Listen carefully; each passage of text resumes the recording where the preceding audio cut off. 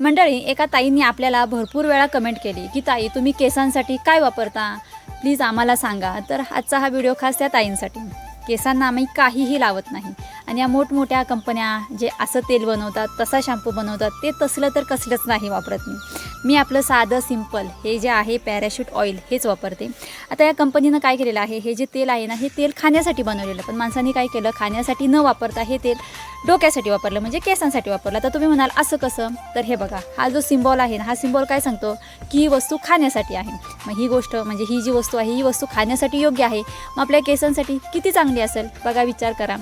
तर काय करा, केस गळत असतील, कोंडा झाला असेल, पातळ झाले असतील, तर आपण काय करतो, इतरांना विचारतो की मी कोणता शॅम्पू वापरू किंवा मी कोणतं तेल वापरू. तर माणसं काय सांगतात, असं वापर, तसं वापर, हे कर, ते कर. काही करू नका. आणि मोठमोठ्या ज्या जाहिराती असतात शॅम्पूच्या, तेलच्या, त्यांच्यात आहारी जाऊच नका. आपलं नैसर्गिक आहे तेच वापरा आणि आपलं जे काही आरोग्य आहे ते जपा.